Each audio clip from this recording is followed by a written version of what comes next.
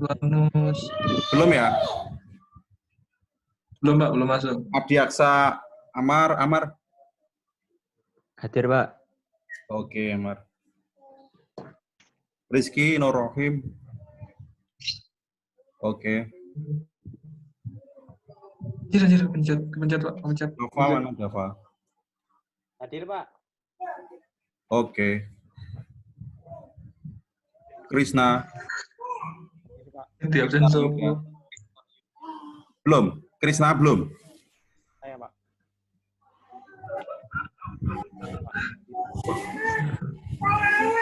Mana ya? Krisna belum ya?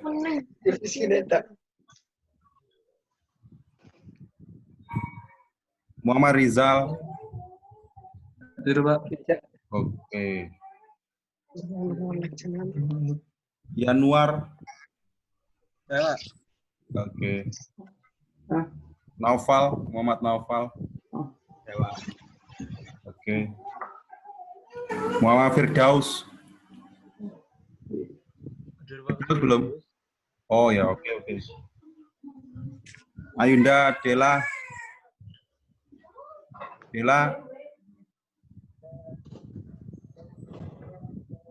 Ayunda Dela ada nggak? Ayunda Dela. Oh itu ya. Ya udah. Wardatul. Wardah. Hadir, Pak. Ini dengar nggak sih suara saya ini? Ada. Dengar, Pak. Wardah ada. Muhammad Fandi.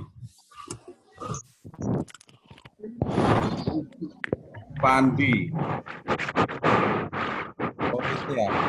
Oke ya. Aldo. Hadir, Pak. Mana Aldo? Hadir, Angkat tangan. Oh Aldo. Saya, Pak. Oke, udah. Lukmanul Hakim. Muhammad Lukmanul Hakim. Pak. Lukman Vokasi. Apa? Lukman Vokasi. Vokasi. Iya. Maksudnya? Oh Mungkin itu username Vokasi. Iya, Pak. Lukman Lenovo itu. Ya, Lenovo, Pak. saya, Man. Nyapa man? Terus positif dah.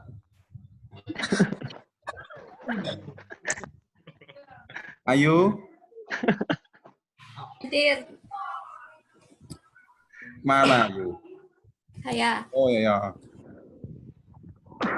Irfan. Hadir, Pak. Oke. Udah hadir. Farid. Hadir, Pak. Tidak. Hadir. Nggak ngerti. Oh ya. Miftahul Fitria. Hadir, Pak. Di mana? Ini. Halaman kedua ya. Iya, namanya Miftahul Fitri Anggraini. Oh ya, Miftahul Nugrain. Oke. Iya. Citra. Rizky. Citra Hadir, Rizky. Pak. Hadir, Pak. Rizky. Sebentar halaman pertama. Belum, mana ya? Coba angkat tangan. Hadir, Pak. Citra Rizky. Oke, di pojok kanan. Oke.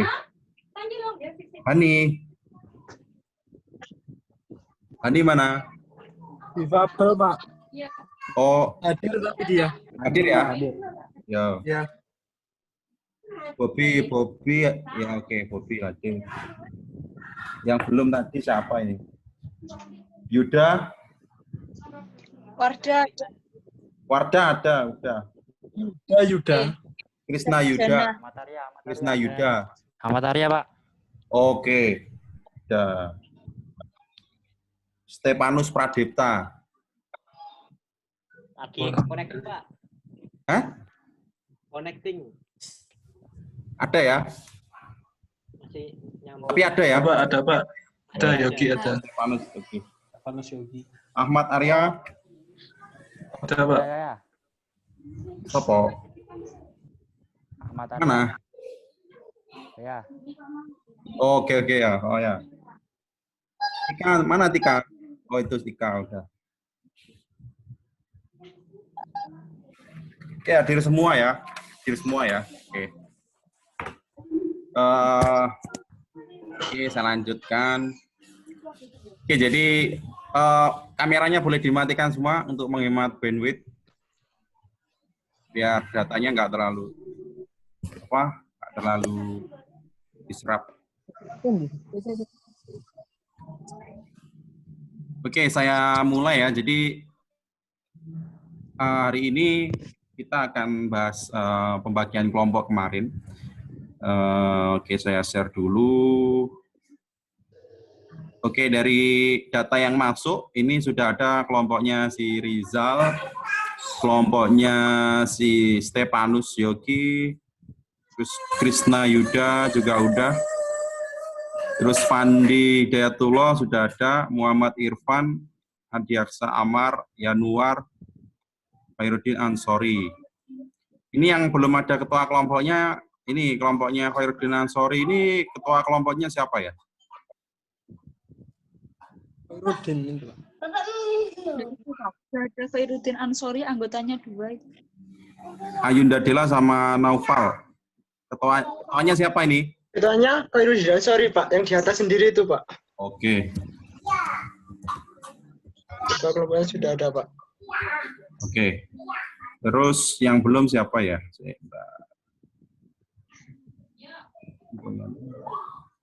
Oh, ada. Ini kelompoknya Krishna 4 orang. Oh, 3 orang ya? 2 itu. Tiga. Oke, ada yang belum dapat kelompok di sini?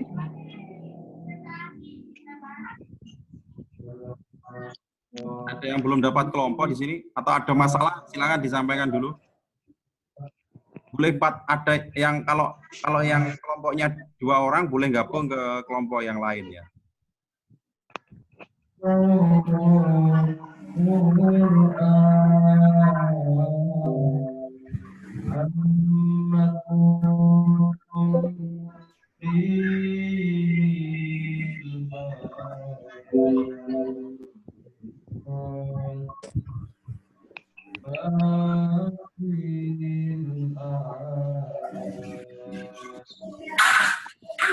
Oke, ini saya mute dulu ya. Kalau ada pertanyaan, silakan di unmute ya. Ini yang suara dari saya aja, biar nggak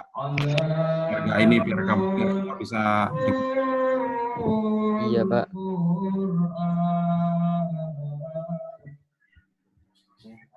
Oke, ini kok masih ada yang masuk ya suaranya?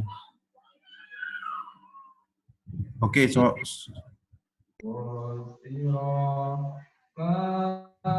ini dari siapa ya yang ada pujian ini? Dari siapa ya? Udah masuk semua.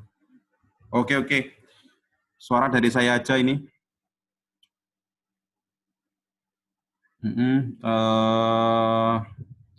Oke, saya mulai. Jadi gini, kalau nggak dengar, tolong langsung ketik di chatting ya. Langsung ketik di chatting kalau ada masalah. Ini saya anggap semua bisa dengar.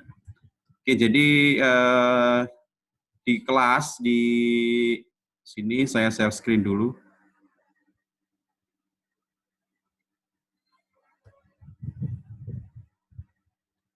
Oke,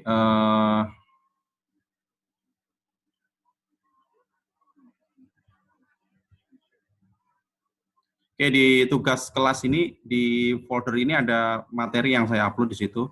Nah, jadi gini, ini nanti setelah kita bagi kelompok ini nanti kita untuk UAS itu kita ngambil dari nilai kelompok ya. Jadi ini project kelompok. Jadi project. Kita akan mengerjakan project kayak gitu. Nah, untuk memulai ke sana, itu kita butuh tahapan-tahapan proses untuk pengembangan sistem. Nah, di sini katakanlah kalian sebagai ini nanti sama seperti kita buat sama seperti kalian misalkan sudah lulus kemudian bekerja. Nah, atau kalian setelah lulus membuat startup, mendirikan sebuah startup atau rumah software house ya, software sendiri atau freelance lah seperti itu. Tahapan-tahapan ini nanti perlu kalian buat ya. Jadi hari ini nanti gambarannya adalah kalian nanti akan membuat sebuah proyek kelompok, membuat aplikasi. Tapi aplikasi yang dibuat itu harus melalui proses perancangan dulu. Jadi tidak boleh serta-merta langsung membuat aplikasi yang kita tidak kaji sebelumnya. Jadi kita perlu mengkaji, kita perlu membuat perencanaan dan analisa sehingga proyek yang kita buat itu nanti, aplikasi yang kita buat itu nanti memang benar-benar punya nilai jual gitu. Nah, gambarannya adalah ini nanti kalian akan mengerjakan proyek secara kelompok menggunakan tahapan-tahapan SDLC ini. Nah, ini nanti seperti kalian bikin skripsi ya. Jadi saya arahkan ke sana. Jadi nanti setiap kelompok itu nanti selain bikin aplikasi, juga kalian harus bikin proposal project. Nah, proposal project-nya itu bentuknya seperti skripsi. Nah, bentuknya seperti skripsi. Jadi sebelum memulai project, kalian perlu merencanakan dulu masalahnya apa. Misalkan kalian bikin aplikasi aplikasinya harus unik ya. Aplikasinya harus unik, makanya perlu diskusi dulu. Kalau kalian misalkan mengusulkan aplikasi kayak Gojek, itu kan sudah umum, sudah banyak sekali sekarang orang-orang yang bikin aplikasi kayak gitu. Nah, itu tidak akan saya terima nanti kalau aplikasi yang seperti itu. Sehingga kalian perlu diskusi dulu, menemukan masalah yang kira-kira kalau kalian bikinkan aplikasi itu punya nilai jual. Nah, itu perlu dipikirkan dan kita perlu menggunakan panduan yang namanya SDLC ini. Nah, gambarannya SDLC ini namanya System Development Life Cycle. Nah, jadi ini sebentar. Ini adalah metode atau konsep yang umum dipakai oleh software engineering atau perusahaan-perusahaan atau startup atau software house yang dia punya pekerjaan menawarkan aplikasi atau software ke klien. Nah, dia harus membuat perencanaan dulu yang dengan metode yang namanya SDLC ini.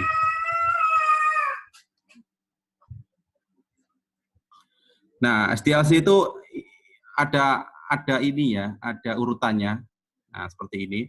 Jadi dimulai dari requirement analysis, kemudian kita membuat desain. Nah, desain dari aplikasi kita. Kemudian ada implementasi. Jadi setelah dianalisa kebutuhannya, kemudian didesain, kemudian dibuat di sini. Setelah dibuat baru di testing, diuji coba. Nah, setelah diuji coba baru dievaluasi ya, dievaluasi, di evolution di sini. Nah, gambarannya kayak gini. Jadi nanti metode SDLC ini umum dipakai. Jadi untuk TA, tugas akhir, skripsi juga bisa. Jadi banyak judul-judul skripsi orang informatika yang dia pakai metode yang namanya SDLC ini. Intinya apa? Kalau kita bikin aplikasi, itu harus melalui beberapa tahapan proses ini. Dianalisa dulu masalahnya. Karena banyak software-software yang dibuat itu ternyata dia tidak terpakai. Ya, aplikasi itu tidak terpakai. Contoh lah, misalkan aplikasi yang banyak useless ya, tidak terpakai itu seperti aplikasi-aplikasi yang ada di pemerintahan. Contoh misalkan aplikasi EKTP misalkan, program EKTP dari pemerintah. Nah, itu kalau dipikir dulu sebelum ada aplikasi EKTP, proses untuk membuat KTP itu malah jauh lebih cepat ya. Paling 1 minggu lah atau 3 hari itu sudah jadi, karena KTP-nya bentuknya kertas kan gitu. Karena sekarang dibuat tersentralisasi datanya harus melalui perekaman, ya kan, jadi EKTP, Bahkan EKTP baru jadi setelah 1 tahun, ya kan, 6 bulan, setahun. Loh, kok bisa? Seharusnya teknologi itu kan membuat cepat. Tapi kenapa kok malah bikin repot gitu kan? Bikin repot, bikin malah jadinya lama seperti itu. Nah, itu masalah-masalah karena mungkin dari sisi desainnya di sini dianalisa dulu masalahnya itu belum detail gitu. Sehingga aplikasi yang dibuat itu ya seperti sekarang dan banyak masalah gitu. Intinya tidak optimal kan gitu. Banyak juga proses masalah-masalah, misalkan di tempat saya dulu ketika saya membuatkan aplikasi untuk alumni, untuk tracer alumni kampus ya.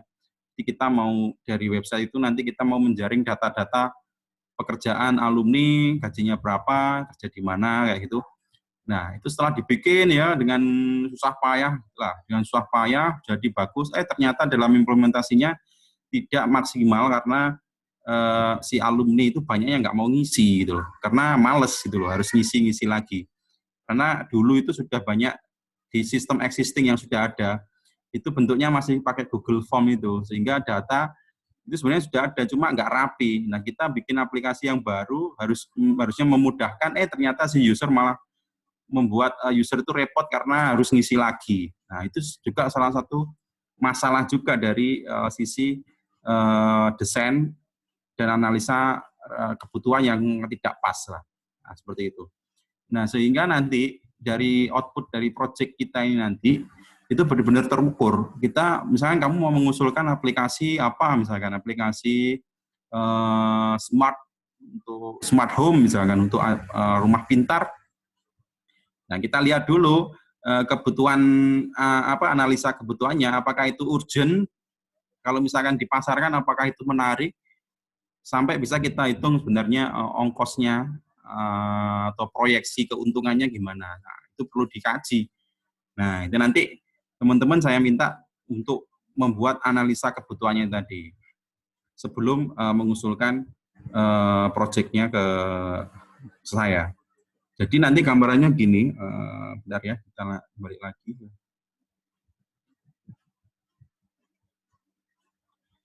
Nah, jadi SDLC ini adalah suatu pendekatan yang memiliki tahap untuk melakukan analisa dan membangun suatu rancangan sistem dengan menggunakan siklus. Intinya sih ini panduan untuk kita memulai sebuah proyek, menyelesaikan sebuah proyek. Gitu. Nah, di bagian pertama itu namanya requirement atau analisa tadi, analisa kebutuhan. Nah, kalian harus bisa menjawab pertanyaan ini. Sistem apa yang mau dibangun? Ya. Yang kedua, mengapa sistem itu dibangun? Jadi harus ada alasannya. Ya kan? Dan kebutuhannya apa sistem itu dibangun. Misalkan si kelurahan itu kamu buatkan aplikasi apa gitu untuk aplikasi pencatatan misalkan kelurahan, terus kamu buatkan aplikasi untuk pencatatan surat masuk keluar ya gitu misalkan. Jadi kebutuhannya untuk menyelesaikan persoalan pencatatan surat masuk keluar yang masih manual misalkan seperti itu. Jadi harus ada dasarnya ya. Jangan sampai membuat sistem yang sebenarnya tidak dibutuhkan. Nah, itu tadi yang seperti saya bilang tadi kayak EKTP atau sistem alumni sistem website tracer alumni yang dibikin tadi itu juga karena memang benar tidak ada proses perencanaan di situ. Nah, itu sering terjadi. Nah, maka dari itu nanti pekerjaan kalian itu yang banyak atau agak ribet di sini sebenarnya. Karena kalau ngomong langsung membuat itu gampang gitu loh. Seorang software engineer lah istilahnya, coding itu kan nggak masalah ya, tinggal kerja aja. Nah, tapi yang penting kalian harus bisa membuat analisa itu dulu. Nah, sebenarnya pekerjaan seperti ini itu banyak dilakukan atau dikerjakan oleh orang sistem informasi ya. Atau kita biasa kalau di level kerja namanya analis sistem analis. Nah, sistem analis itu dia menerjemahkan kebutuhan user itu seperti apa di kantor. Kalau misalkan kalian masuk ke kantor kelurahan gitu ya, atau rumah sakit misalkan, rumah sakit mau minta program buat mempercepat ini kasir obat misalkan, untuk mempercepat proses pencatatan untuk transaksi ini rawat inap, kemudian transaksi obat dan lain-lain. Nah, seperti itu kan itu sistemnya kan kompleks. Sehingga si analis sistem itu atau orang SI ya biasanya ya. Atau kalau kalian nanti kerja di bagian itu ya harus belajar gitu loh. Harus melakukan analisa dulu kebutuhannya apa. Misalkan di bagian kasir itu ada berapa macam formulir, ada berapa macam invoice misalkan atau surat tagihan. Terus bentuknya seperti apa formulirnya itu. Terus dia punya hubungan dengan unit lain misalkan. Nah, itu harus digambarkan, di mapping dulu, dianalisa dulu sehingga nanti outputnya adalah programmer ya. Jadi programmer itu terpisah ya. Jadi ada analis biasanya sendiri, programmer biasanya sendiri. Nah, kita sekarang mencoba memperankan diri sebagai analis juga, programmer juga. Nah, kayak gitu. Jadi kalau di rumah sakit ya dia harus melakukan analisa itu tadi sehingga outputnya nanti adalah sebuah flowchart atau diagram sistem dan desain database. Nah, desain database itu misalkan tabelnya butuh berapa, terus yang auto increment, yang primary key yang mana, ya kan gitu. Terus hubungan antar tabel ini berhubungan dengan yang ini seperti itu.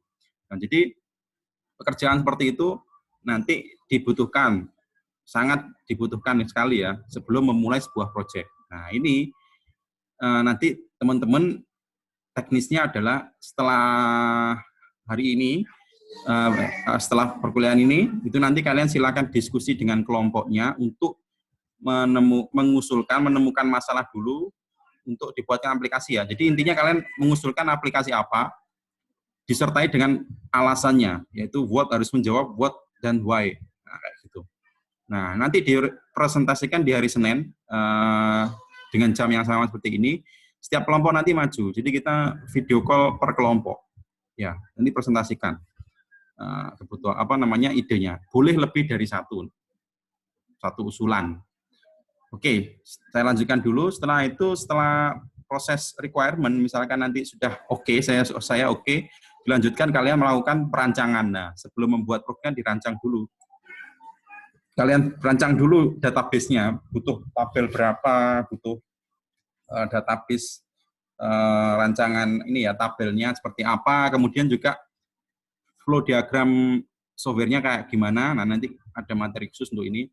Kemudian juga kalian harus bikin sketsa interface-nya. Nah, itu kalian kalau sudah pernah pakai Adobe XD atau Figma, nah pakai Figma, itu nanti kalian pakai. Nah, jadi kalian bikin mock-up desainnya dulu. Nanti kita analisa warnanya gimana, user interface-nya gimana, dan user experience-nya gimana. Nah, kita analisa sebelum aplikasi itu dibuat. Kayak gitu.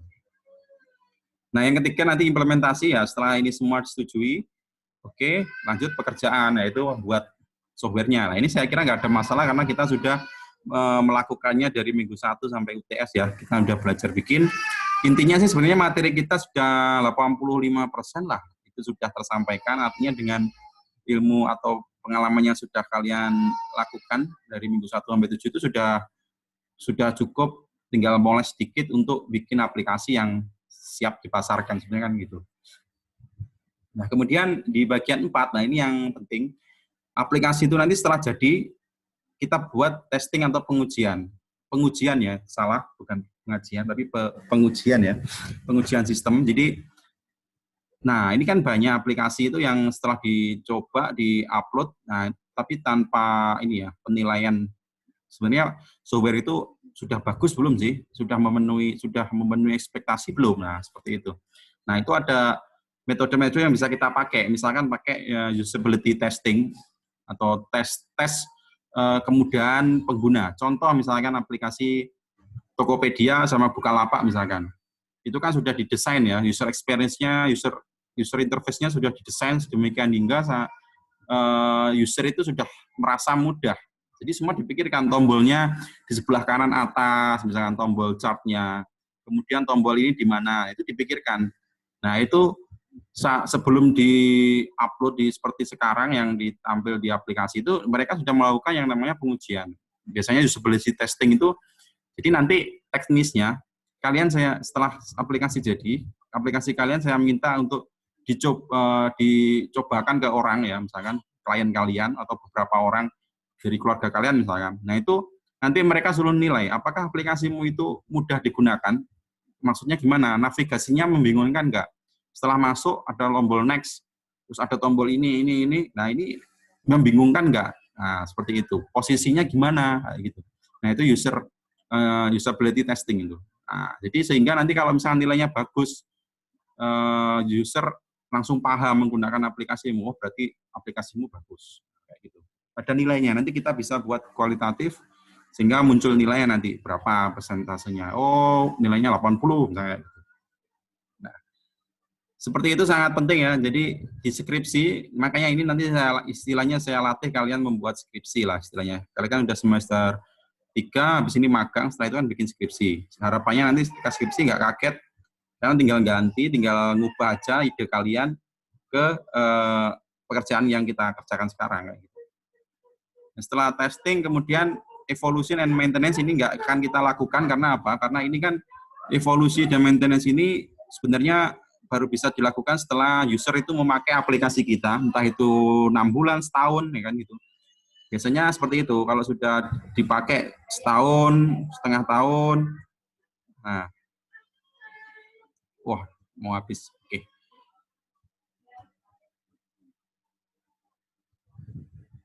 Oke, jadi sampai situ ya. Jadi sampai usability testing. Mana tadi?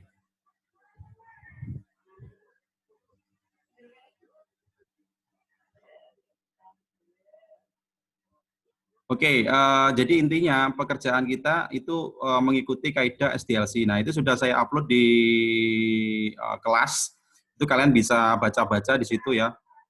Nah, ada beberapa materi di situ tentang SDLC dan perencanaan software, perencanaan pengembangan software ya. Jadi kalian bisa baca-baca di sini. Nah, intinya gini, di Senin depan tiap kelompok wajib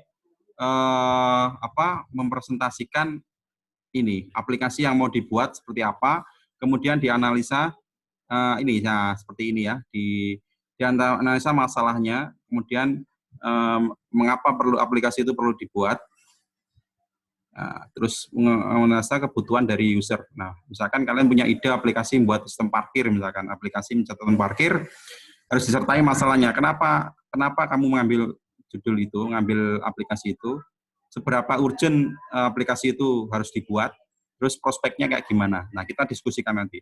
Boleh mengusulkan lebih dari satu aplikasi ya. Misalnya kalian punya tiga rencana aplikasi, nah itu kalian nanti kita pertimbangkan, nanti kita pilih yang mana kayak gitu. Waktunya 1 minggu ya. Jadi mulai hari ini kalian diskusi, nanti Senin depan kita diskusi tiap kelompok kayak gitu. Selain itu nanti materi-materi yang lain silakan dilihat di sini. Ini materi-materi contohnya yang akan kita buat adalah seperti ini proposal skripsi yang sudah saya rasa sudah bisa jadikan contoh. Yang akan kita buat itu nanti seperti ini. Dimulai dari awal ya, bab 1 sampai bab terakhir. Nah, ini judulnya juga pengembangan sistem informasi menggunakan metode SDLC. Nah, gambarannya seperti inilah, kita mau bikin seperti ini. Sehingga outputnya nanti itu adalah proposal, kemudian aplikasi, dan ya proposal dan aplikasi. Nah, seperti itu. Oke, dari sini silakan jika ada pertanyaan silakan disampaikan.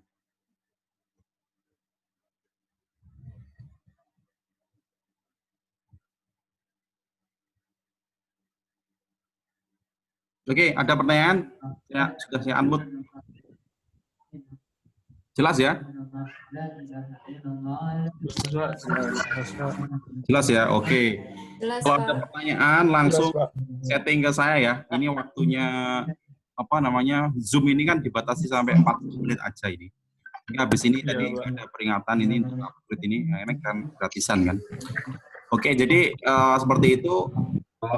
Saya kira jelas ya, nggak ada pertanyaannya. Kalau nggak ada, perkuliahannya ini saya akhiri di sini. Nah, nanti kalian langsung silakan kerja kelompok sendiri-sendiri. Nah, nanti hari Senin kita laporan ya. Tapi yang kuliah hari Rabu tetap kuliah. Nanti saya kasih materi yang lain. Jelas ya? Jelas, Pak. Ini yang mau tanya siapa ini, Arya? Saya, Pak. Ya, silakan ya. mau tanya Pak, ini kan apa namanya, kayaknya apa nggak terlalu rumit Pak. Ini soalnya waktunya juga tinggal April, Mei juga kepotong puasa, Juni udah UAS soalnya. Ya. Jadi kita nggak akan mengerjakan sedetail itu ya. Misalkan kalau ngikut kaidah aslinya, misalkan kita harus melakukan di lapangan kayak gitu kan, harus wawancara dan lain-lain. Itu nanti nggak akan kita lakukan, sehingga kita buat simple. Intinya sih gini, kalian mengusulkan aplikasi itu ada pikiran kenapa mengusulkan itu. Ya, sehingga nanti hari Senin itu kita memutuskan mau buat aplikasi apa, itu ada dasarnya gitu loh. Sepengetahuan kalian aja, atas pengetahuan kalian aja. Nggak harus sampai melakukan survei atau nggak harus, jangan sampai, karena kita juga situasinya seperti ini, kayak gitu. Gimana? Terus kemudian mau tanya lagi Pak, ini kan nanti kita aplikasinya diimplementasi hasil jadi, atau kita cuma apa namanya membuat perencanaan aja Pak? Hasil jadi. Jadi hasil jadi nanti sampai kita upload di Google Play. Nah, jadi kita running, kita upload di Google Play. Sampai seperti itu. Jadi paling enggak waktunya untuk 2 minggu ini nanti kalian belum mengerjakan proyeknya ya. Kita masih banyak ngobrol di perencanaan proyeknya, desain database-nya kayak gimana, terus rancangan desainnya gimana. Jadi 2 minggu ini kita habiskan untuk itu. Setelah 2 minggu kalian mulai ngerjakan coding program kalian kayak gitu. Oke, gimana? Halo? Oke, Pak. Makasih. Jadi kita buat istilah nggak serumit itu, tapi kita mengikuti kaidah yang ada. Jadi paling nggak kita pernah melakukan lah sesuai dengan kaidah SDLC seperti itu. Intinya kita banyak diskusi lah ya. Semua diskusikan nanti kita diskusikan dulu. Oke, ada pertanyaan lagi? Jadi gitu ya, usulkan aja aplikasi, kalian punya ide apa, itu di list nanti, kira-kira kenapa aplikasi itu punya nilai jual, kayak gitu. Kan gitu.